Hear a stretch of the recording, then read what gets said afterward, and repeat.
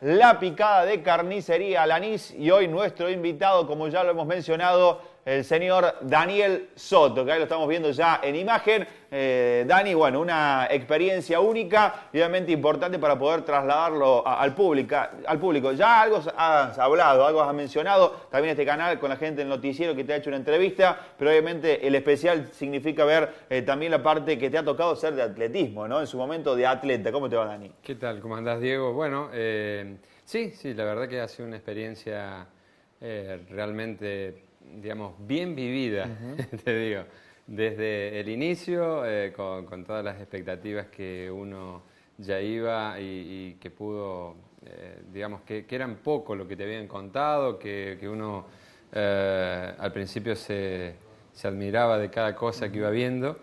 Y que después de unos días se va acostumbrando a recorrer esos lugares que son majestuosos, digamos, con mucha proporcionalidad, digamos, un comedor inmenso. Es lo que más destaco, lo que más destacado es el comedor porque era el ámbito donde nos encontrábamos todos. Todo, ¿no? En distintos horarios, qué sé yo, por ahí te cruzabas ahí sin Valleva, por ejemplo. Aquellos que conocemos el atletismo, sabemos de quién estamos hablando, la garrochista, digamos, que ha sido campeona del mundo, campeona La mejor de todas, pero menos en estos Juegos Olímpicos, ¿no? ¿Se ha dado esto en estos Juegos Olímpicos? Sí, tenés algunos que han reafirmado su condición, como el caso de Usain Bolt, y otros que no. Y Michael Phelps también, ¿no? Claro, algunos han tenido la posibilidad de poder repetir lo que habían hecho en Beijing, o por lo menos lo que venían, los antecedentes que tenían, ¿no? Previo a los Juegos, y otros por supuesto que no. Es decir, esto es creo que es lo bueno de este tipo de eventos. Es un constante cambio, aparecen figuras nuevas, y bueno, por ahí algunos quedan neutralizados o quedan apocados, digamos, entre esa figura. No quiere decir que sean malos, porque seguramente si no estuviera Usain Bolt, Blake sería hoy el mejor velocista, ¿no? Pero bueno, le toca justo vivir el momento con el mejor velocista de la historia, ¿no? Así que lo va a tener que sufrir. Sí, ellos, realmente Jamaica en la velocidad ha vivido un Juego Olímpico espectacular, y bueno, lo demostró en la posta 4%, ¿no? Estableciendo un nuevo récord y demás. Creo que lo de atletismo ha sido muy bueno. Yo lo destaco porque, digamos, es el evento de los Juegos. Es decir, me faltaba nada más que verificarlo. Y bueno, la verdad que lo pude verificar. Dani, y cuando hablamos hoy, ¿no?, de lo que ha sido estos Juegos Olímpicos para los argentinos, los atletas y todos aquellos que vemos en el deporte grupal, hablamos siempre de que no fue bueno, o por lo menos había más expectativas antes de conseguir mayores medallas. Obviamente la competencia es muy dura, no solamente se lleva y se enfrenta a los mejores, sino también la estadía a veces termina siendo incómodo porque uno no está acostumbrado a estar en esos lugares, algunos sí, otros no. Sí. Si hoy tenés que hacer un balance como jefe de equipo, como le tocó ser en el atletismo, como integrante de la Federación Cordobesa de Atletismo, como integrante del Comité Olímpico, como vicepresidente, hoy, ¿qué balance se hace? Mirá, digamos, un balance general del atletismo ha sido bueno. Ha sido buena la participación de los 9 atletas que estuvieron, con los más y con los menos. Creo que de Lauro se esperaba que anduviera bien, pero no tanto, y Lauro fue sexto en la final. De Jennifer Douglas se esperaba que fuera finalista y no lo fue, llegar, ¿no? No pudo llegar. Es decir, sobre todo hizo 3 nulos que no le permitió ni siquiera tener una marca de referencia. Rocío Comba, que estuvo en su mejor torneo internacional.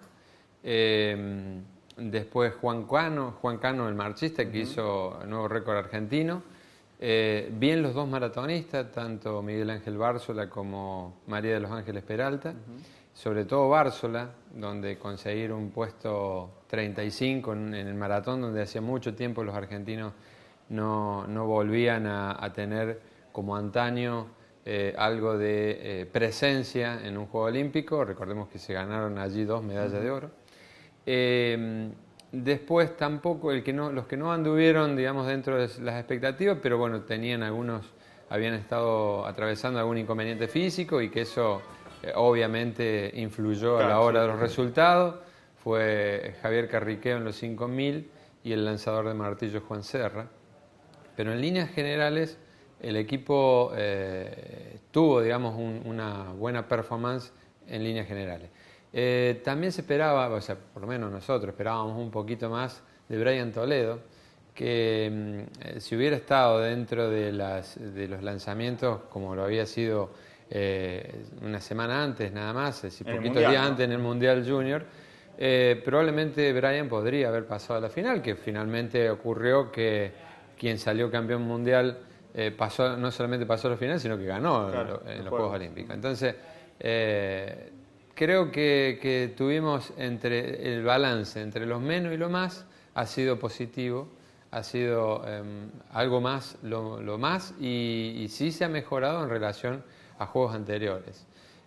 Nosotros arrancamos muy bien y veníamos entusiasmados con lo que iba a ser el desempeño, porque tenerlo en la primera jornada a Lauro finalista, a Rocío Comba haciendo su mejor presentación, me dio que ya nos habíamos entusiasmado con la cuestión. A Cano haciendo el récord argentino.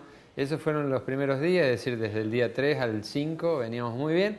Y después, digamos, tras la presencia de Darglen, allí, bueno, tuvimos un parate en esa evolución que venía marcándose. Pero bueno, es propio de este tipo de eventos, ¿no? Donde... Además, Dani, uno veía, bueno, la primera imagen tuya en los Juegos Olímpicos fue apenas se presenta, ¿no? La delegación argentina, que toma las cámaras de la televisión pública, hasta incluso vos filmando lo que era ese imponente estadio, ¿no? Sí, tengo muchas horas de filmación. Imagínate, ¿no? Creo que no se apagó nunca la cámara. No, fue digamos, dejar registrado algo que, bueno, uno no sabe si lo va a volver a vivir. Tengo todo lo que fue el proceso del día en que Lauro se levantó, digamos, hasta, o sea, cuando fue a desayunar. El día de Lauro en el lanzamiento de bala lo tengo prácticamente todo registrado en lo que fue la parte que no se vio, ¿no? Es decir, la parte íntima, el momento que nos conducíamos desde la Villa Olímpica al estadio, que se hace a través de circuitos internos donde circulan los bus, desde la Villa Olímpica al estadio de calentamiento, el estadio auxiliar, y desde allí, digamos, el traslado al estadio olímpico, que se hacía por un túnel que estaba dividido en dos partes. En una circulaban, por la derecha iban los entrenadores y los oficiales técnicos, y por la izquierda los atletas. Los atletas entraban, desde el estadio entraban en una primera cámara de llamada donde, bueno, le hacían algunas verificaciones, y después pasaban a una segunda cámara de llamada donde completaban la fase de calentamiento, y de ahí eran llevados directamente a la pista. Una organización inmensa con muchos voluntarios, una cantidad impresionante de voluntarios. Y después, bueno, todo lo que uno va viendo, es decir, porque la televisión va mostrando lo que va sucediendo en la competencia, pero uno puede advertir que el preparado de las vallas, el preparado de los tacos de partida, todo eso es un ceremonial. Es decir, las vallas, entran los carritos que son transportados por vehículos eléctricos, y digamos que por cada andarivel un voluntario se aproxima a su valla, la baja en posiciones todas al unísono, dejan la valla, vuelven a trasladarse a otro lugar, es decir, es todo una marcha, ¿no? Uno lo va viendo eso, cómo van colocando las vallas. Los tacos de partida exactamente lo mismo. Todo tiene un procedimiento. Los tacos de partida tienen un dispositivo para la partida en falso, que va conectado con un cable. Bueno, hasta el cable ese era sostenido y tirado y puesto en ángulo de perfección por voluntarios que lo hacían al mismo tiempo todo. Así que esas cosas, digamos, que también... Y sirve como aprendizaje, ¿no? Eso decir, uno lo va viendo, y bueno, hace también a los aspectos organizativos, que a veces uno, por ahí por la falta de de gente no toma en cuenta, pero esto te sirve para poder ver y saber que para montar un espectáculo de esas características hace falta, pero muchísima gente. Cada sector, cada escenario, cada estadio tenía voluntarios desde que te informaban por dónde era la circulación, dónde debías ubicarte, bueno, cualquier cantidad de gente. Y eso, bueno, obvio tiene que ver con la magnificencia de lo que fue el espectáculo en sí, ¿no? Bueno, le agradecemos también al Lion 15, el Lion 15 Rugby Store, que es la indumentaria deportiva que también nos da la posibilidad de realizar los especiales aquí en Pasiones Emirate. El teléfono 4521-860, José Ingeniero 72, local 2, en la ciudad de Villa María, el Lion 15 Rugby Store, indumentaria deportiva. Dani, te tocó vivirlo como dirigente. ¿Qué hubieses dado por estarlo como atleta, no? Me imagino. Sí, sí, hubiera dado muchos años menos, algunos kilos también proporcional a la edad y podríamos haber estado. Sí, la verdad que es impresionante ya estar en la tribuna, así que me imagino lo que es estar dentro.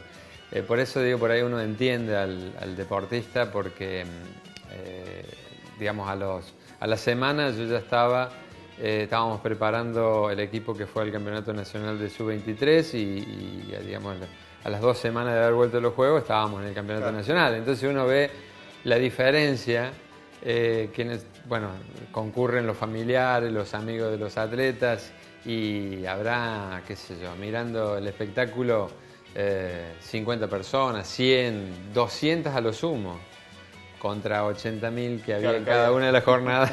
Es decir, que yo me imagino estar dentro, no debe ser fácil, porque, digamos, se siente todos esos escenarios muy llenos, muy multitudinario y como te decía, es decir, cerca de los deportistas, un montón de gente que incluso para aquellos que tenían que ver la prueba, es decir, los entrenadores y demás, hasta a veces resultaba molesto tanta cantidad dentro del campo, que no permitían ver, por ejemplo, los carteles indicadores de las marcas, el lanzador.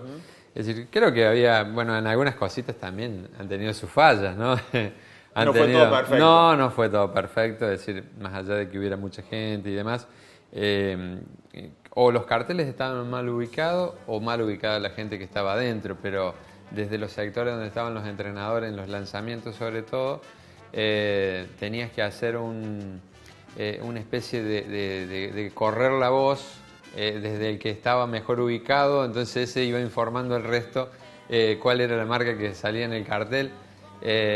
Bastante problemático, digamos, para poder verlo uno de cualquier sector desde el lugar donde estaban los entrenadores, por lo menos. Es decir, esto es hablando de los lanzamientos, ¿no? Porque te ubicaban cerca, es decir, en los lanzamientos, o estabas ubicado cerca de la jaula de lanzamiento para el disco o el martillo, o también para la corredera jabalina estaba en el mismo sector, y si no, desde el otro extremo de la pista estaban los círculos de lanzamiento de bala.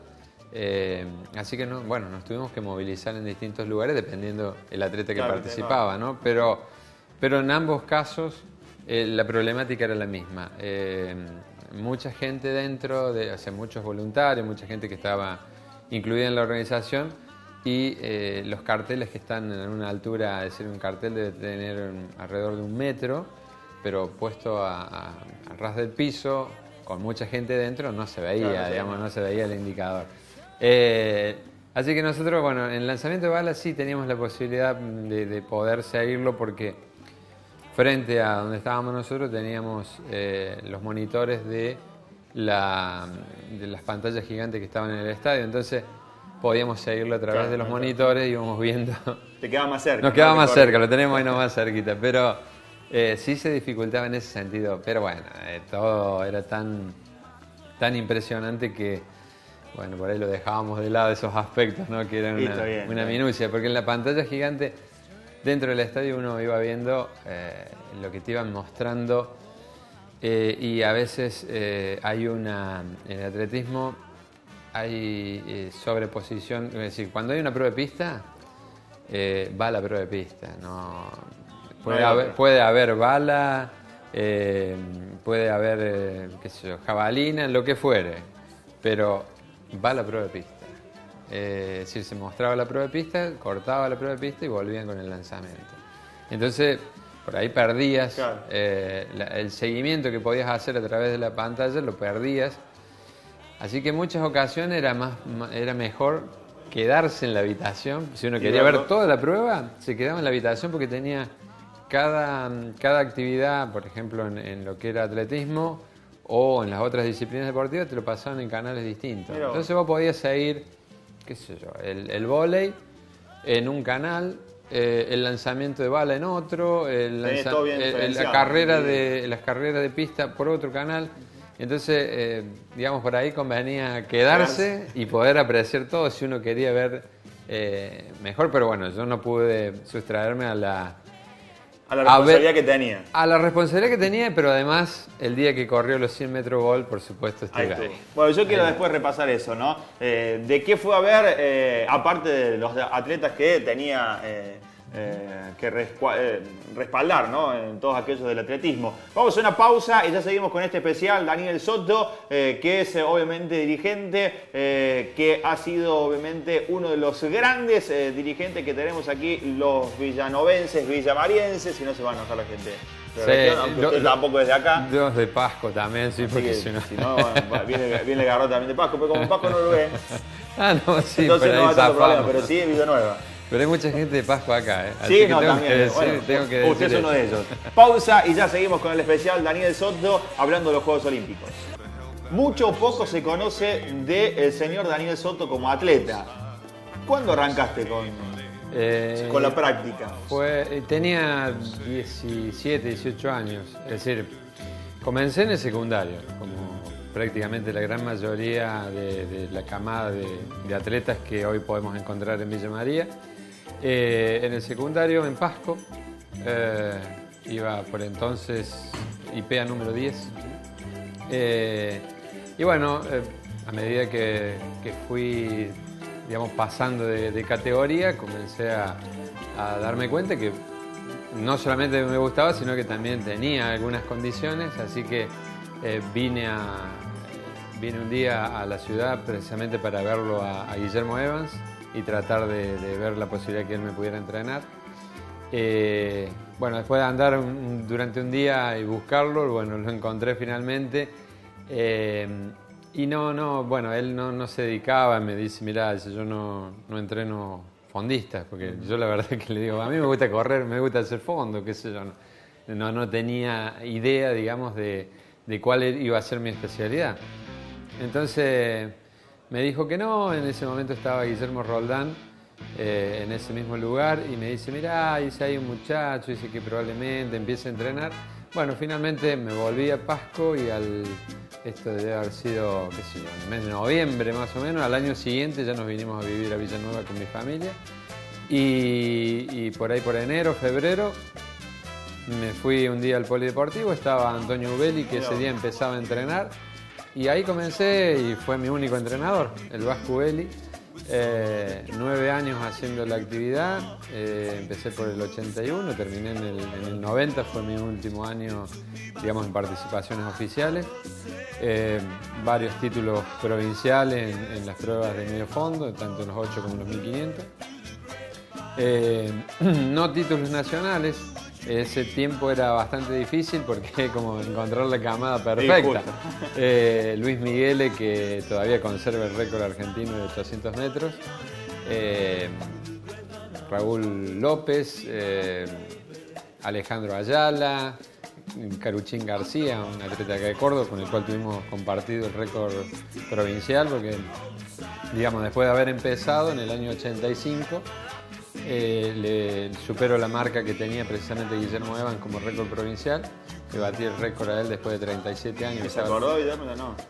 Guillermo falleció. Antes, ¿no? Yo empecé en el 81 como atleta federado y a fines del 81 fallece Guillermo Evans y bueno, 4 años después yo batí la marca de él. Así que, bueno, allí ya yo estaba instalado, digamos, en los primeros lugares del ranking argentino. Y la posibilidad, digamos, de poder... estuve muy cerca de ir a un sudamericano, pero esto que te decía, es decir, iban solamente 2 por prueba, Claro. y en los 2 evaluativos que se hizo ese año, en el año 85, que fue mi mejor año, en los 2 salí tercero en las 2 pruebas, tanto en 800 como en 1500, así que Ahí siempre el borde. finalmente el que fue, digamos, los 2 que fueron tanto Luis Migueles como Raúl López, los 2 pasaron a la final de los 800 metros. Luis Migueles fue el campeón sudamericano ese año y Raúl López fue octavo en la final, lo cual da muestra del potencial que tenía, ¿no? Y lo difícil que era. Pero bueno, así pude seguir haciendo la actividad, pero ya en el año 86 ya comencé a hacer, además de ser atleta, ya comencé con la dirigencia y era el secretario de la Asociación Villamarense de Atletismo cuando Guillermo Roldán, el negro Roldán, era el presidente. ¿Y nunca dejaste de lado, por ejemplo, el atletismo cuando estabas en la competencia o sí? No te entendí. No digo, si siempre lo seguías decís... o por ahí lo dejabas de lado, o te dedicabas a otra cosa, ¿no? No, era atletismo 100%. 100%. No.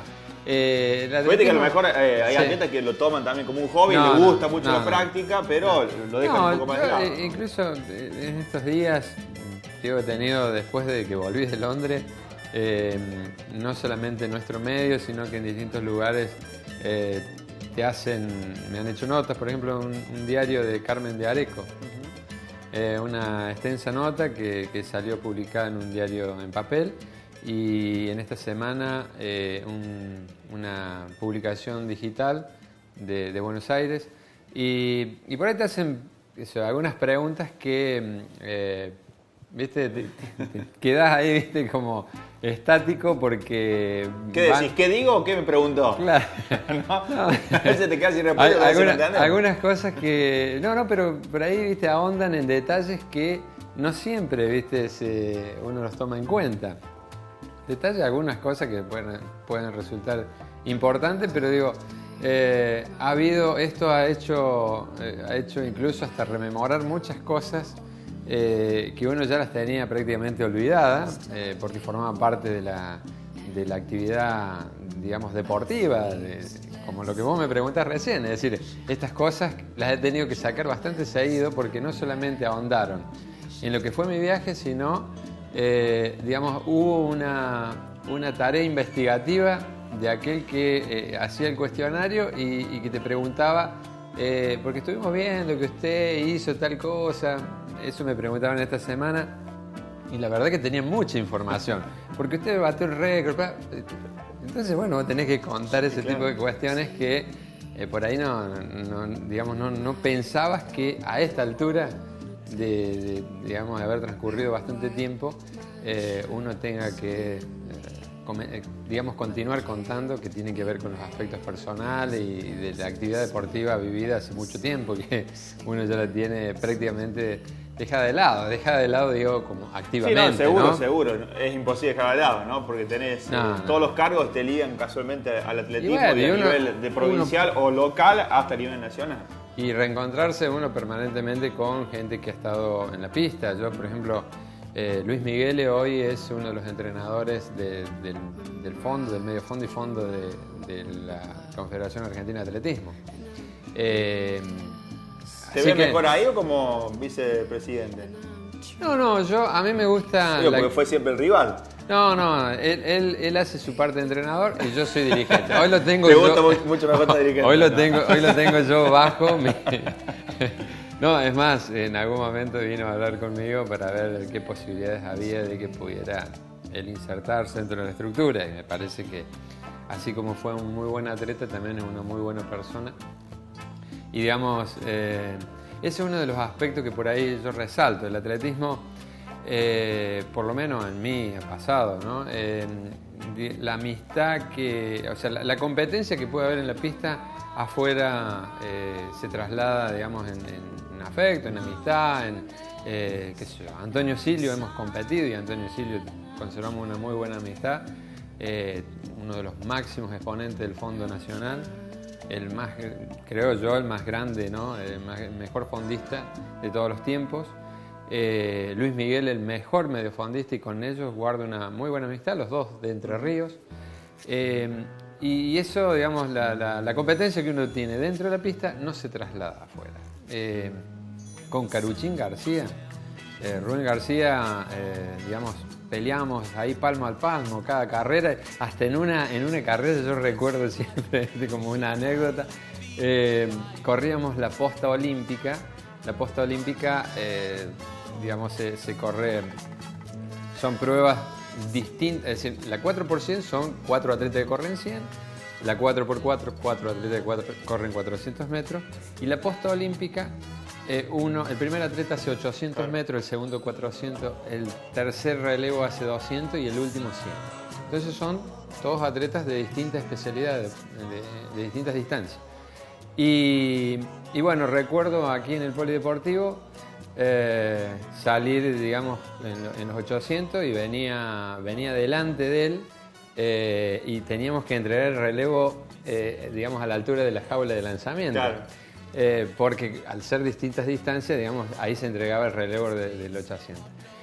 Y cuando iba por la recta principal, ya terminando, digamos, faltaban 120 metros, Caruchín que me empieza a pasar. Él usaba el pelo cortito, bien cortito, ¿no? Y en ese momento imaginé el sonido que podría hacer el testimonio que llevaba en la mano si le daba por la cabeza. Por supuesto no ocurrió eso, pero tenía unas ganas de pegarle con el testimonio. Porque... Y vos le decís, no, se cruzó una mosca o algo, ¿no? Pero bueno, son esas cuestiones que uno después lo toma y él lo sabe porque lo hablábamos después. Digo, ¿vos sabés la tentación que tuve, digo, cuando me venías pasando y que no tenía más de pegarte con el testimonio por la cabeza y sentir el sonido? ¿Y qué respuesta tuviste de él?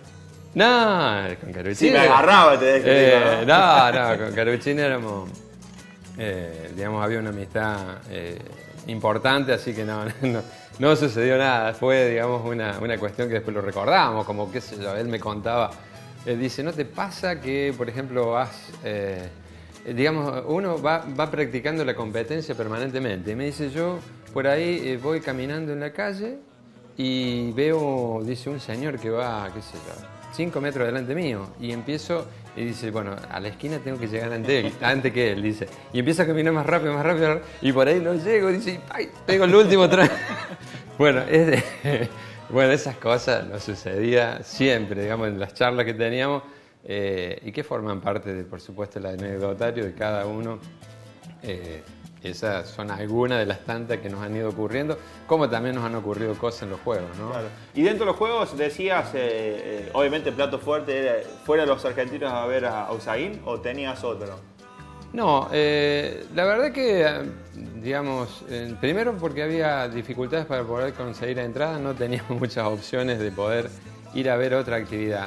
Recuerdo que en otros juegos, digamos, todos los deportistas que culminaban la participación o aquellos que en ese día tenían jornada libre podían ir a ver otra actividad deportiva. En este caso no existía la posibilidad. El Comité Olímpico receptaba algunas entradas que le traía la organización y rápidamente, digamos, en los deportes importantes digamos, se acababan enseguida porque cada Comité Olímpico recibía esas entradas. Sí nos traían, recién parece que nos están cargando, muchas entradas de fútbol. Y claro, no teníamos equipo, no iba nadie a ver fútbol.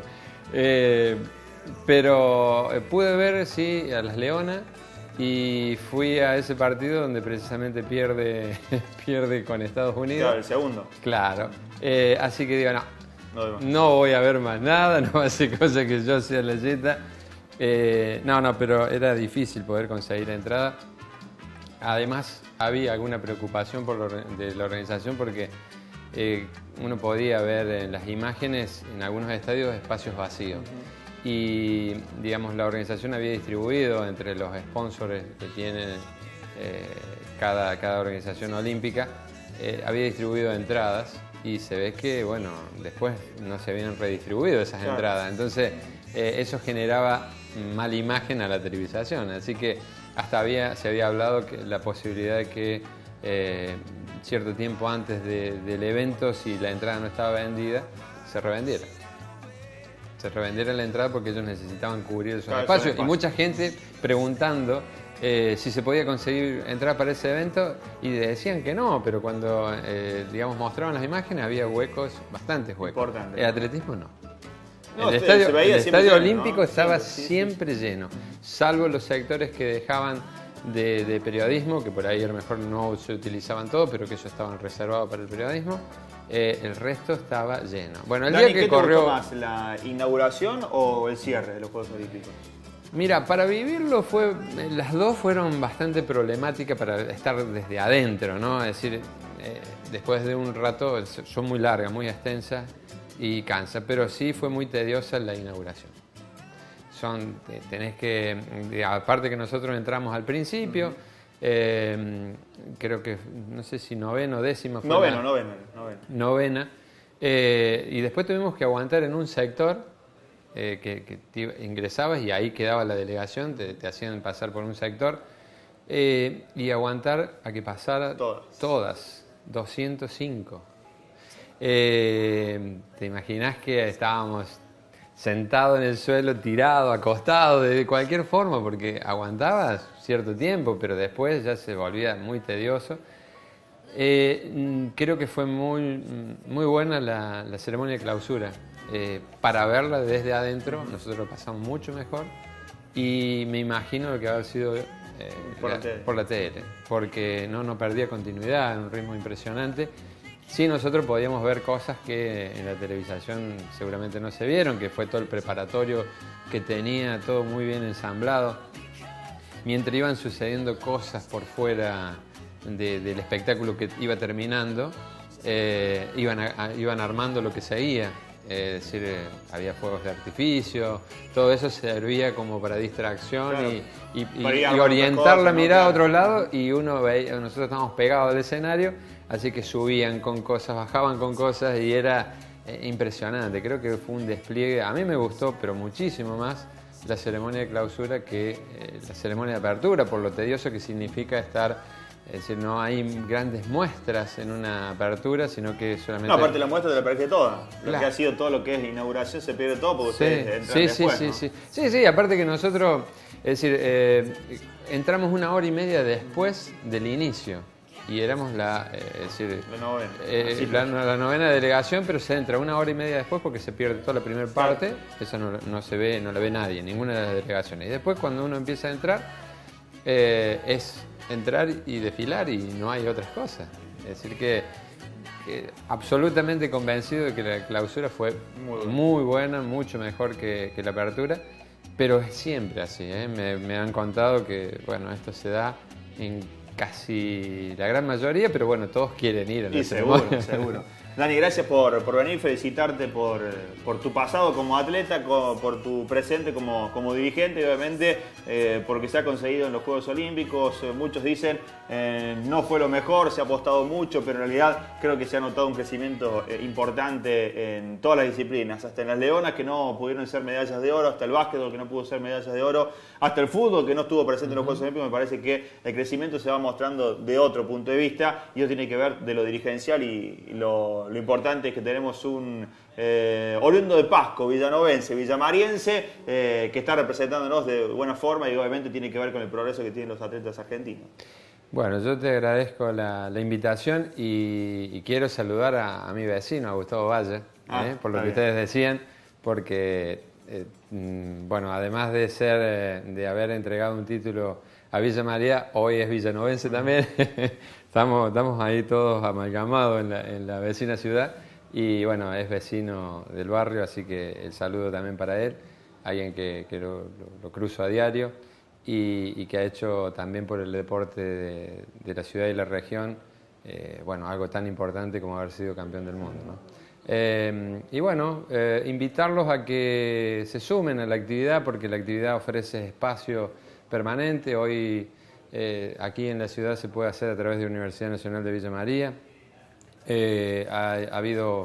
Hay generación de actividades a través de distintas organizaciones como ADIRA. Y bueno, en la provincia tenemos alrededor de 15 clubes que están promoviendo la actividad y que esperemos que poder sumar más instituciones. porque es una actividad deportiva que es integradora, que permite la posibilidad de que ambos sexos la puedan realizar, así que invitamos a que la realicen, que los padres puedan llevar a sus hijos, que cada, digamos, forma física tiene un espacio para poder llevar adelante el atletismo, así que ahí lo vamos a estar recibiendo.